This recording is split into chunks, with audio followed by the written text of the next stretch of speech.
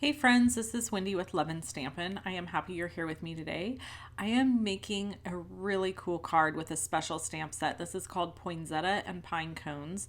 This is designed by my friend Kelly Taylor, and she is one of our Creative Vault contributors, and she drew this. So there's dies that go with it, and we're going to use Prismacolor pencils to color the images, and we're going to do some embossing. And we're going to get into this. So I'm using crumb cake cardstock from Stampin' Up. I'm using the Cottontail embossing powder tool from the Rabbit Hole Designs. I love this tool. The powder fills up in the container part of it, and you can just refill it. And it's really easy to use. It is my favorite powder tool that I've used so far.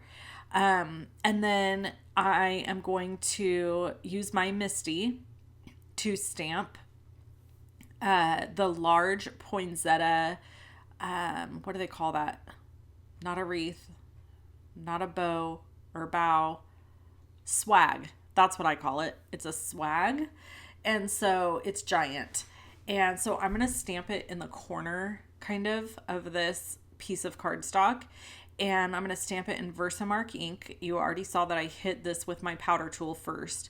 So then I'll pick it up and cover it with Versamark ink, stamp it again, and then heat emboss it with white embossing powder. And I am using Hero Arts white embossing powder. I prefer Hero Arts white embossing powder over any of the others that I've tried so far. I've only tried like 3. But I find that Stampin' Up's white embossing powder is a little more yellowish, which has its place if you're doing something kind of vintage. But if you want like stark white, then Hero Arts is a fantastic choice. So here I'm just making sure that my Versamark is really covered well because I don't want any areas that aren't stamped well. And then we're going to cover it in embossing powder, heat set it, and then we're going to get busy coloring. So really quick, as I'm doing this process, I wanted to say first, I didn't edit anything out of this video because I wanted plenty of time for us to chit chat, basically.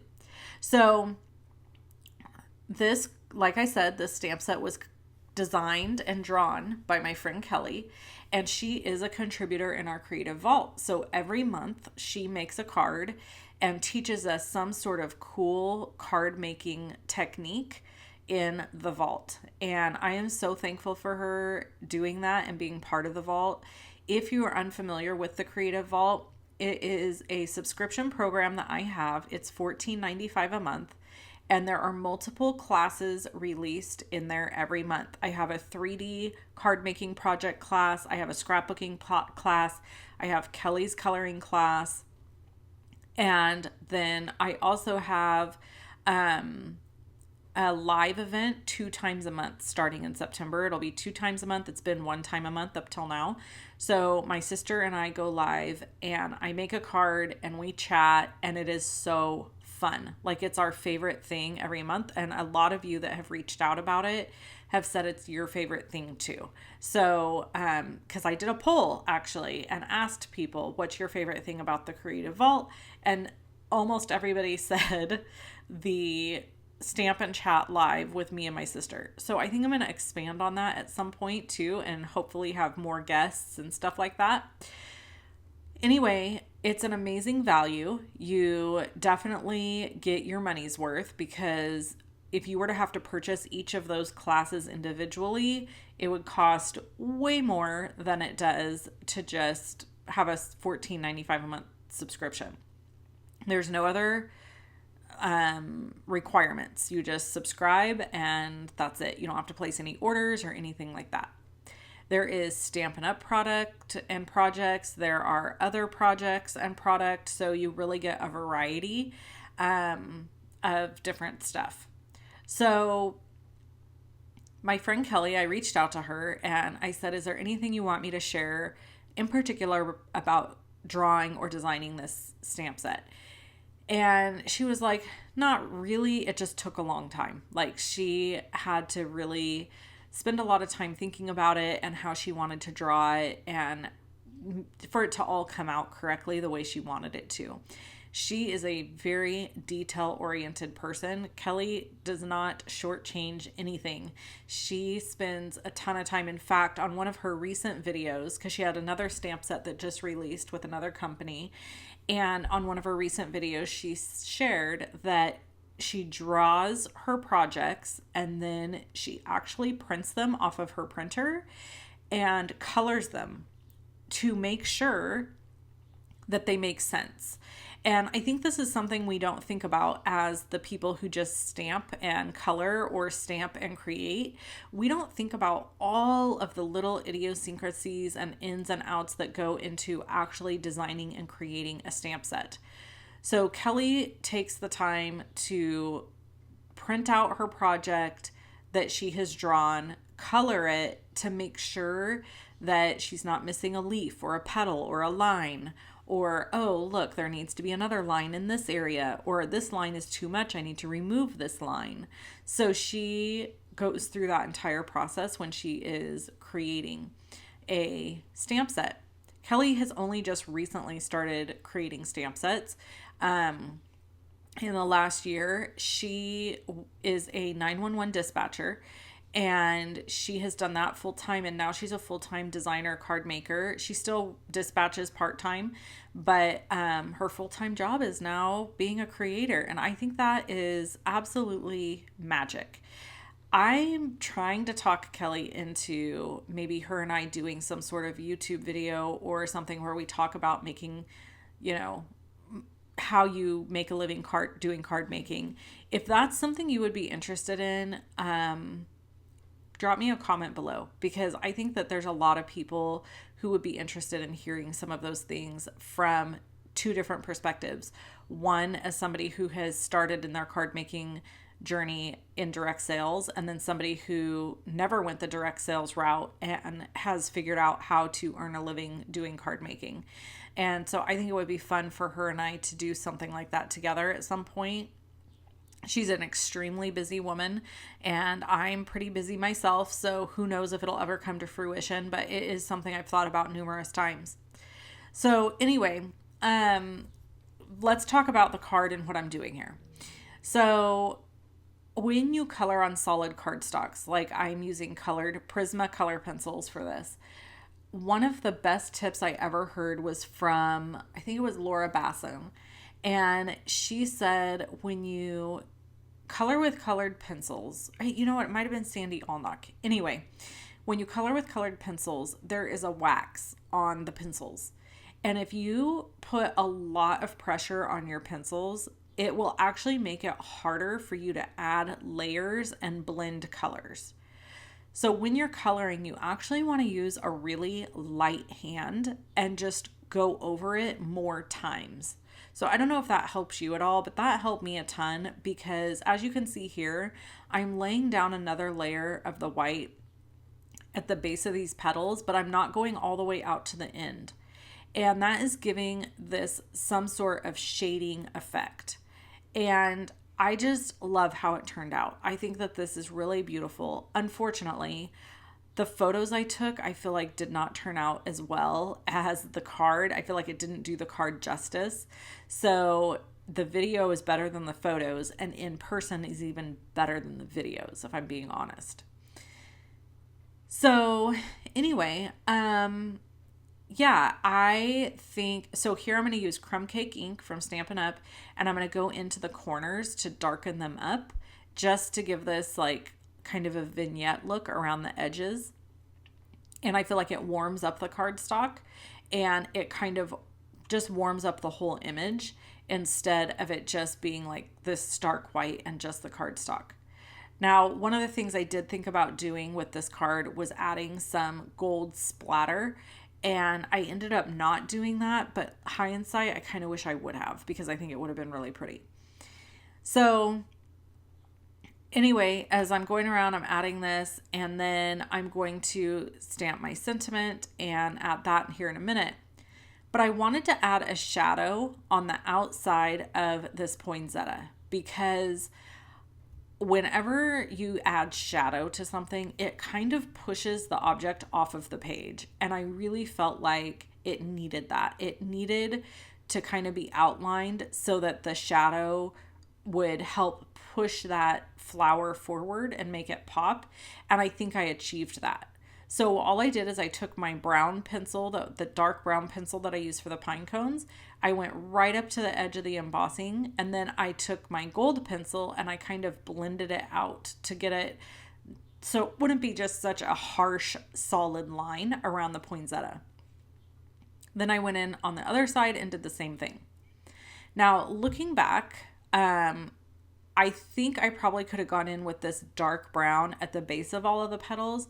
What I ended up doing is using the gold and going around all the base of the petals, because after I did this, I felt like it caused the edges of the flower to pop, and then the center of the flower was kind of lost. And that can kind of happen when you're learning about shading and shadowing and doing different things. It really is about being willing to step out of your comfort zone and try some different things. And that's really hard for me. I don't know if that's hard for you, but it can be really hard for me with card making because I'm always kind of afraid to mess something up, because then I think, oh man, I've done all this work and now I screwed it up and I have to start all over. So this video is sped up for you. And here I'm going into the petals again, trying to add even more dimension by adding another layer of shadow. And it really still just doesn't do what I'm looking for.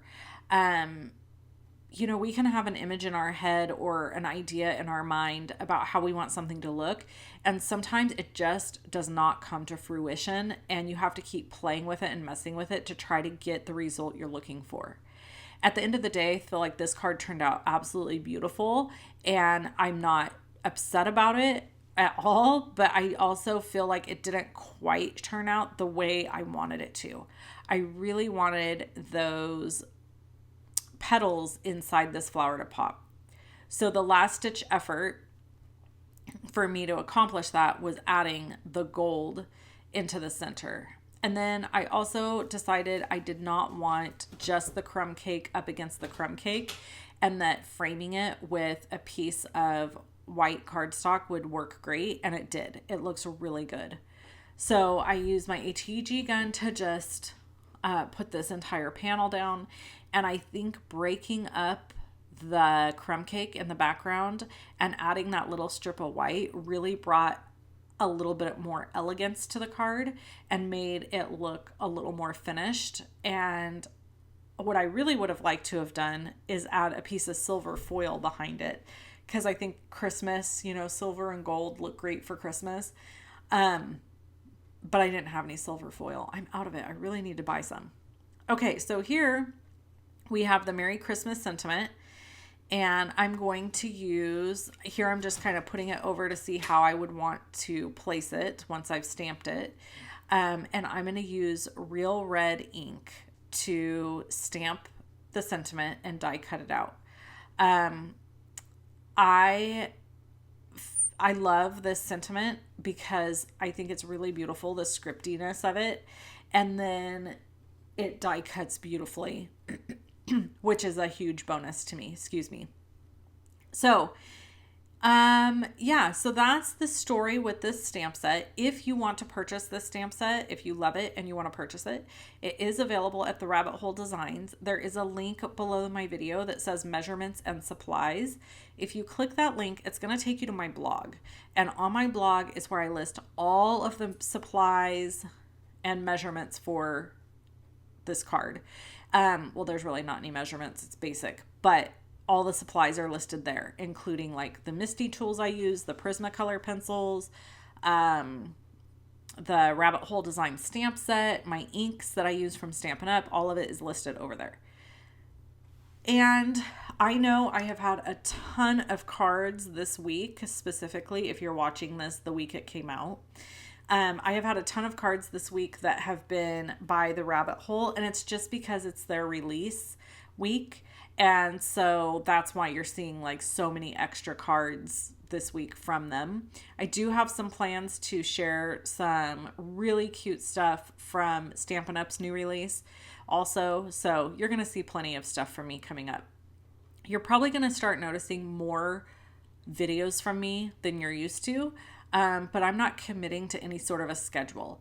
So I'm just going to be trying to do extra, and I hope that you enjoy it. I do want to say, when you place your order with the Rabbit Hole Designs, please let me know that you've ordered. I am not an affiliate with the Rabbit Hole Designs because I am a Stampin' Up! Demonstrator. I actually can't have an affiliate link, but what I can do is share their product with you. And if you do purchase it, I would love to know, because then that allows me to know that what I'm doing is helping them.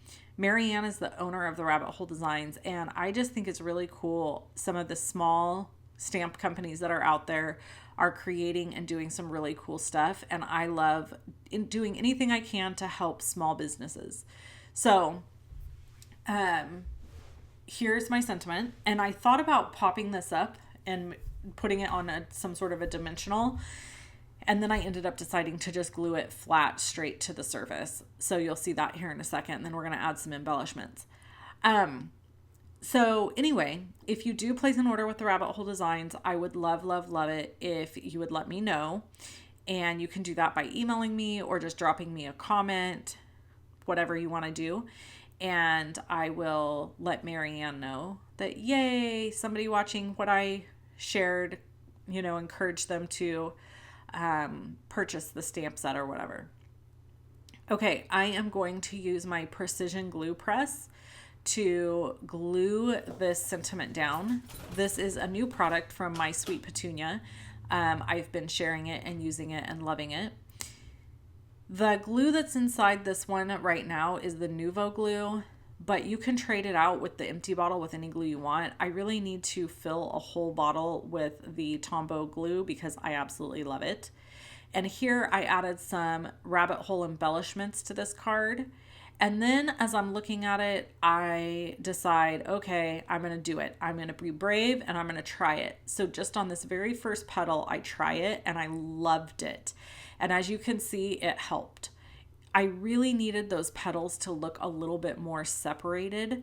And so doing this technique made all the difference. Looking back, I think I could have even gone in with the darkest color and then gone in with this one. But, at the end of the day, it still turned out great. And I really love how much more dimension the petals got by me doing this little extra thing here. So, so I think that's everything that I wanted to cover. As far as life goes, we have like 2 minutes left. I did recently lose my little dog, Buddy. And I haven't talked about it in the previous videos because it hadn't happened at that time. I pre-record pre-voiceover videos. And so, it just hadn't happened yet. I'm not going to talk too much about it because I'll start crying. But he was my little black dog that was a Chihuahua Fox Terrier mix.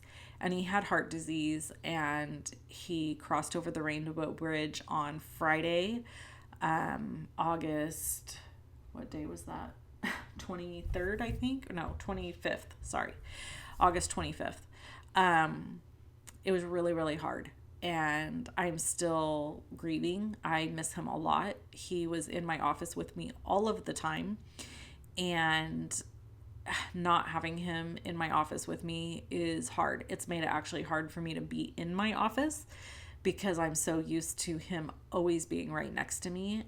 Him and Skeeter, which is one of my other dogs, are the two dogs that show the most, I'm their person, basically.